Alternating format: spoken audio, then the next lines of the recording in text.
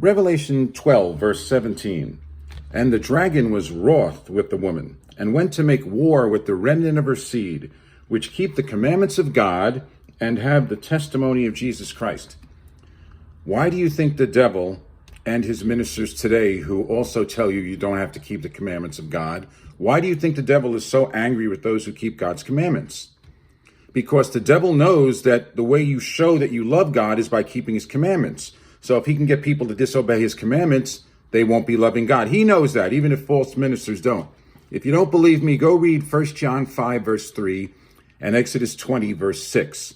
Loving God is keeping his commandments. If you won't keep his commandments, you don't truly love God. If you don't like that, that's too bad. Revelation 14, verse 12.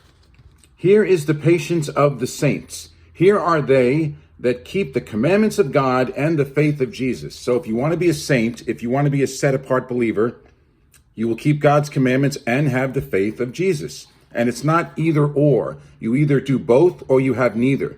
If you don't have the faith of Christ, you're not really keeping the commandments in the Spirit.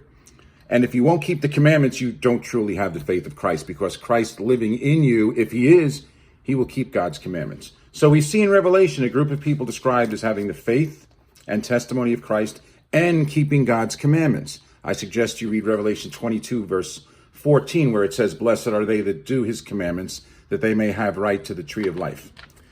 But as I said, we see one side. Do we see another side in the Bible, in the New Testament? Colossians 3, verse 6.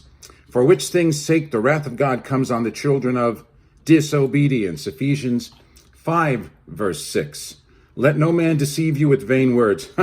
For because of these things comes the wrath of God upon the children of disobedience." So, you could either be one who has the faith of Christ and keeps God's commandments, or you could be a child of disobedience. And if you think you could straddle the fence, read Revelation 3, verse 16, and see what Christ says about those that are lukewarm.